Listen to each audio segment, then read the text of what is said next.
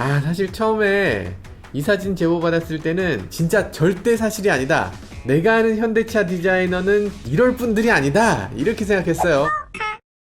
안녕하세요, 모카 김한용입니다. 한 제보자님께서 정말 충격적인 사진을 보내왔습니다. 제네시스 민트 그리고 현대차 45 EV의 사이드 미러였어요. 이게 현실일까 싶은 그런 사이드 미러 디자인입니다. 어떤 점에서 놀라운가 하면요, 사이드 미러가 아예 없어. 대신에 카메라가 들어갔습니다. 또 놀라운 건 카메라 크기 자체가 사이드 미러보다 더 커. 일단 면적 자체가 사이드 미러 같고 길이로 치면 사이드 미러보다 더 깁니다. 한번 생각해보죠. 여기 카메라 도대체 왜 달까요? 미래적인 모습이 그런 것도 있긴 하겠구나. 근데 카메라 달면 일단 공기 저항을 줄일 수 있죠. 그리고 풍절음도 적어져요. 미러 자체가 차의 저항으로 차지하는 거 엄청나고, 그리고 그 자체가 이런 소리를 낼 거 아니야. 근데 그게 차에 바로 유리창으로 딱 붙어 있잖아요. 그러니까 이 풍절음이 굉장히 크게 들리는 그 원인이 되기도 합니다, 이론적으로는. 그렇기 때문에 카메라 붙이는 거예요. 이걸 이제 뭐라고 해야 될지 모르겠지만 사이드 미러는 일단 아니지, 사이드 카메라? 이 장치를 보면 면적이 기존 사이드 미러하고 똑같습니다. 이렇게 되면 공기 저항을 줄일 수도 없고 풍절음에서도 큰 차이가 없겠다, 이런 생각이 들어요. 물론 조금 차이는 있겠지, 진짜 드라마틱하게 줄어들진 못할 것 같다는 생각이 드네요. 결정적으로 사이드 미러는 이게 접었을 때 이렇게 접히잖아요. 확실하게 접혀서 차에서 튀어나오는 면적이 뭐 요만큼, 뭐 한 뼘 이내인데 이거는 접으나 펴나 차이가 없어요. 접었는데도 지금 폈을 때랑 똑같아. 카메라 모듈 자체가 지금 너무 큰 거예요. 근데 보통 카메라, 액션 카메라 요만하잖아요. 이거를 그냥 사이드 미러 붙이면 되는 거 아니야? 우리가 뭐 잘못 생각하고 있나? 카메라는 당연히 요만한 거라고 생각했는데, 아니 뭐 이만할 게 뭐가 있어. 꼭 그렇게 붙이면 됐냐? 이거 지난번에 보여드렸던 민트의 사이드 미러, 이것도 면적이 이만해요. 램프가 여기 띠처럼 이렇게 붙었는데 이것도 어떻게 이렇게 만들었는지 모르겠어요. 이게 제네시스인데, 이건 보시면 45 컨셉트, 그러니까 N2의 사이드 미러인데요. 이거 실화냐 진짜? 투명 플라스틱 양산차로는 처음 차체에다 투명 플라스틱을 만들어서 붙인 것 같은데, 조금 멋있으면 괜찮을 것 같은데 지금 보면 약간 그 투명 플라스틱 자체의 소재감이 너무 이상하잖아요. 이게 자동 세차기 돌리면 기스가 막 갈 것 같은 그런 소재예요. 또 안에다가 뭐 멋있게 만들어 붙였는데 너무 유치해서 어린이 장난감 총 같은 그런 수준이에요. 너무 괴상하긴 한데 렉서스의 사이드 미러하고 조금 닮은 것 같기도 하네요. 렉서스급이네 뭐. 이트론 정도는 해줘야지, 아무리 못해도. 이트론이 뭐 그렇게 멋있는 것도 아니지만 이 정도는 해줘야지 그나마 조금 자동차 업계가 아주 헤매고 있는 것 같습니다. 정말 민트도 그렇고 렉서스도 그렇고 처음에는 이 카메라가 진짠가? 아니야, 진짜일 리가 없어 라고 생각했어요. 45 컨셉트의 사진인데 사이드 미러가 이제 드디어 이렇게 나왔습니다. 제대로 나왔어요. 아니 전에는 여기 카메라 아니고 미러인 것도 내가 봤어요 하시는 분 계실 텐데, 2차용 미러가 아닙니다. 미러를 자세히 보면 코나의 미러를 갖다 붙인 거예요. 그러니까 사실 2차용 미러는 따로 개발되지 않았고 이 카메라만 사용될 걸로 예상됩니다. 네, 더 중요한 건 여기서 찍힌 거 이제 어떻게 보여주나 하는 점이겠죠. 당연히 모니터에서 보여주긴 하겠죠. 안쪽에 있는 모니터가 여기 찍혔습니다. 모니터가 여기 붙어 있어요. 전에는 그게 모니터 같은 거는 아직 개발이 안 돼서 그냥 범용 모니터, 어쨌든 운전은 해야 되니까 여기다 그냥 붙여놓은 거야, 이렇게 생각했거든요. 근데 지금 보니까 모니터 자리를 아예 파놨어요. 요 도어 트림 전체에 모니터 위치를 정확하게 박아놨고, 그리고 모니터의 형태도 그대로 놨고, 그 자리에 모니터를 보여주지 않기 위한 커버까지 만들어 붙인 걸 보니까 이게 진짜 모니터가 맞는 거지. 양산차의 모니터입니다.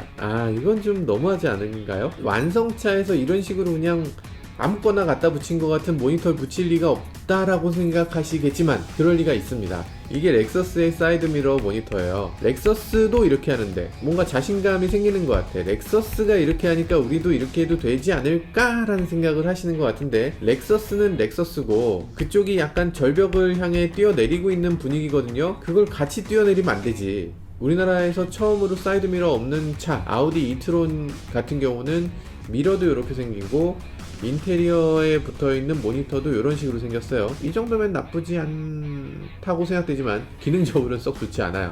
근데 어쨌든 최소한 이 정도 자동차의 어떤 부분하고 같이 결합되어 있다는 느낌 정도는 줘야죠. 근데 그런 느낌조차 못 주고 있으면 이건 좀 너무하지 않나 하는 생각이 듭니다. 디자인은 그렇다 치죠. 그런데 훨씬 심각한 문제는 이 모니터라는 것의 특성입니다. 우리는 이렇게 보지만 아버지들 보시면 이렇게 보시잖아요. 노안이 와서 그래요. 이게 원시라서 이 가까운 게 잘 안 보여. 그러니까 이렇게 보는데, 근데 아버지들도 운전하실 때 보면 룸미러가 바로 여기 있는데 아무 불편 없이 그냥 보시잖아요. 그 얘기는 뭐예요? 이 거울까지 거리가 끝이 아니라는 거예요. 이 거울까지 거리, 그리고 거울에서부터 사물까지의 거리를 다 반영하기 때문에 초점이 여기 맞는 게 아니라 초점이 저기 맞는 거죠. 그렇기 때문에 자기는 앞을 보면서도 동시에 이 거울까지, 동시에 저 사이드 미러까지 찔끔 보면 다 보입니다. 그런데 모니터는 어떻게 돼요? 모니터를 붙이게 되면 모니터가 여기 있는 거예요. 여기 있고 여기 있고 이렇게 됐을 때 운전할 때는 저기까지 초점을 맞춰야 되고, 다시 여기까지 맞춰야 되고, 저기까지, 여기까지 맞춰야 되고, 저기까지. 이렇게 되기 때문에 굉장히 불편해요. 그리고 또 문제가 있죠. 잠자리에서 스마트폰으로 이렇게 뭘 보시는 분들 계실 텐데 엄청 눈부시죠? 보다 보면 잠이 안 오죠. 막 눈에 막 쏘잖아 얘가. 그게 그럴 수밖에 없어요. LED라는 게 붙어 있잖아요. 이가 발광 다이오드예요. 발광 다이오드라는 다이오드 특성상 이 불이 온 오프입니다. 이걸 밝기를 어둡게 하는 게 쉽지 않아요. 그래서 극복하기 힘든 최소 밝기가 있어요. 일단 어느 정도 어두워지면 더 이상 어둡게 할 수가 없어. 그거를 더 어둡게 하려면 리프레시 레이트를 막 떨어뜨려야 되는데, 리프레시를 더 늦게 하면 눈이 더 피로해져요. 그렇기 때문에 자세한 내용은 나중에 하고요. 캐딜락 같은 브랜드도 그래서 룸미러를 디지털로 만들어서 지금 캐딜락도 그렇고 뭐 미국의 많은 메이커들이 여기 룸미러를 디지털로 합니다. 미러로 쓸 수도 있고 버튼을 누르면 뒤쪽에 있는 카메라로 돼요. 어떤 점에서 좋냐면 사각지대가 없어. 그리고 이 룸미러에서 좌우도 끝까지 다 보여. 너무 좋아요. 너무 좋은데 실제로 써보면 못 씁니다. 대부분 못 쓰세요. 왜 못 쓰냐면 이게 너무 가깝고 너무 밝고, 그래서 힐끔 이렇게 볼 수 있는 게 아니고 정말 맘 잡고 봐야 돼요. 아, 내가 봐야 되겠다 라고 이렇게 봐야 되고, 정말 쓰기 너무 힘들다고 해요. 그러면 어떤 식으로 해야 되는가? 이 위치가 되게 중요한데 지금 위치가 문제가 있어요. 이 45 콘셉트의 모니터 위치를 잘 보시면 오른쪽 왼쪽 모니터가 다 문제인데, 이 오른쪽 모니터의 위치도 지금 현재 사이드 미러가 보이는 것보다 더 뒤에 있어요. 저쪽 편, 오른편은 사실 금방 익숙해지려면 익숙해질 수도 있을 것 같아요. 조금 뒤라서 이것도 조금 앞으로 가져야 될 필요는 있는데, 지금 넥서스보다 더 뒤거든요. 이거는 조금 문제가 있지 않나 이런 생각이 들고요. 조수석은 어쨌든 그래도 언젠간 익숙해질 수 있어. 이쪽은 익숙해질 수 있는데, 운전석은 사이드 미러가 저기 있잖아요. 그리고 초점도 뒤에 맞고, 그런데 사이드 미러가 여기 있는데 운전석 모니터는 여기 있어. 이게 여기 있어서 내가 운전을 할 때 내 손에 가려집니다. 가깝기도 너무 가깝고 낮기도 너무 낮고, 모니터를 이렇게 가까이 붙이면 절대 안 되고요. 정말 사고 나요. 정말로 이건 나왔을 때 이걸 바가지로 먹을 수밖에 없는 위치예요. 그래서 이건 어떻게든 멀어지게 해야죠. 아니, 사이드미러 여기 있고 여기 있으니까 여기다가 모니터를 붙여야지 라는 생각이 너무 강한 거예요. 룸미러 여기 있으니까 여기다 모니터 붙여야지. 당연히 맞는데 현재 룸미러 위치는 우리한테 너무 가까이 있죠. 자동차가 점점 앞유리가 누워지면서 점점점 가까이 왔어요. 근데 어쩔 수 없이 여기 있는 거죠. 이거 되게 불편한 거예요. 앞을 너무 많이 가리고요. 지금은 어쩔 수 없죠. 어떤 차든지 룸미러 위에다 달아야지 아래에 달 수가 없잖아요. 옛날 로드스터는 아래쪽에 있었어요. 이 모니터가 된 이상 모니터는 반드시 저 아래쪽 유리 끝, 윈드실드 끝에다 붙여야 돼요. 그래야지 사람이 볼 때 초점을 크게 이동시키지 않고 모니터도 같이 볼 수 있는 거죠. 사이드 미러도 저 앞쪽에 있어야 돼요. 앞에 있으면 어떻게 할 것 같아요? 옛날에 원래 차들은 그냥 아무 생각 없이 만들었을 때는 다 앞에 있었어요. 브리사, 뭐 포니 이런 거 보면 다 앞에 있잖아요. 이게 옆에 온 게 사각지대도 훨씬 많아요. 그러니까 옆에 온 거는 이 미러를 운전자가 조작하기 쉽게 하려고 이게 옆으로 온 건데, 고개를 이렇게 돌려야 보이잖아요. 이렇게 돌려 보이고. 근데 앞에 있으면 그냥 앞을 보면서 이렇게 운전하는데 계속 사이드 미러가 있기 때문에 훨씬 편해요. 각도가 이렇게 해서 뒤를 보면 이 뒤 전체가 이만큼이 보이는데, 옆으로 해서 뒤를 보면 요 근처는 안 보이는 거죠. 각도가 이렇게 되니까 요 옆이 사각지대가 크게 생기는 거예요. 옆보다 앞이 더 나은 위치긴 하다. 옆으로 와서 좋은 점 하나는 이 미러를 내가 조작할 수 있게 됐다는 거, 그리고 숄더 체크를 이렇게 의식적으로 하게 되는 거. 숄더 체크를 이렇게 조금 더 돌려갖고 여기에 볼 수 있게 된 거죠. 그래서 그런 거 좋고, 근데 실제로는 그렇게 바람직한 위치는 아니다. 근데 카메라를 이용한다면 카메라는 사실 이 미러에 비해서 화각이 훨씬 넓거든요. 그래서 사실상 사각지대가 없어지게 할 수 있어요. 그러다 보면 꼭 숄더 체크를 해야 되나? 흠기를 진입하거나 뭐 이런 식으로 차가 이렇게 회전하는 상황 아니면 굳이 숄더 체크할 필요가 없게 되는 거죠. 그러니까 지금은 이 앞에 놓고 싶어도 못 놓지만 아마 사이드 카메라 시대가 되면 이 앞이 굉장히 좋은 자리가 되는 거죠. 현대차분들 아직 늦지 않았습니다. 마지막 기회예요. 지금 바꿀 수 있는 마지막 기회니까 모니터 제발 앞으로 좀 옮겨주세요. 제발요. 인테리어도 추가로 촬영됐는데요. 이 안쪽에 도어 캐치 굉장히 귀엽게 생겼네요. 현대차가 보면 인테리어 요소를 다 조금씩 모든 차가 다 다르게 하는데 뭐 이렇게까지 다 다르게 할 필요가 있는 건가 싶기도 해요. 사실 인테리어에서 굉장히 많은 부분을 차지하는 건 이 부분이 아니라 디스플레이잖아요. 흔히 애들한테 스마트폰 주지 않는 이유가 뭔가요, 비님? 하루 종일 스마트폰만 해. 그러니까 요것만 하고 딴짓을 안 하는 거예요. 여기 그냥 슉 빨려 들어가는 거죠. 자동차도 마찬가지예요. 계기판, 내비게이션, 이것의 디자인이 그냥 자동차 전체의 이미지를 확 디스플레이를 붙이면 그 디스플레이밖에 안 보여요. 나머지는 뭐 별로 신경 안 쓰이거든요. 그런데 지금 현대기아차 보면 계기판 다 똑같아. 아반떼나 투싼이나 뭐 다 똑같아. 계기판 디자인을 다 똑같이 하는 게 말이 돼요? 그거밖에 안 보이는데. 그리고 내비게이션 디자인 다 똑같아. 내비게이션밖에 안 보이는데 이 안에 디스플레이가 엄청 중요한데 그건 다 똑같이 하고 소프트웨어만 바꾸면 되는 건데, 디지털 계기판은 다 똑같은데 아날로그 계기판은 차마다 다 다르게 한다는 게 이게 말이 되나? 도어 트림이나 뭐 시트에 있는 무늬 같은 걸 굳이 그걸 다르게 한, 그거 눈에 보이지도 않는 거, 그거 디자인을 다 다르게 해서 비용 막 쓰고 이게 뭐 하는 건가 싶어요. 소프트웨어 디자인에 비용을 조금이라도 더 써줘야죠. 소프트웨어는 그냥 돌려막기 하면 돼, 이렇게 생각하는 그 생각 빨리 이거 바꾸셔야 됩니다. 시트는 이제 가죽 느낌이 전혀 아니고요. 약간 비닐 느낌으로 만들어져 있는데 아마 엔트리 트림이라서 인조 가죽을 쓰고 있겠죠. 근데 제네시스 민트도 그렇고요, 애니도 그렇고요, 직물이거나 비닐이거나 뭐 그렇기도 해요. 그리고 시트 자체도 좀 얇아져서 조금 저가 시트 같은 느낌이 좀 들기도 하죠.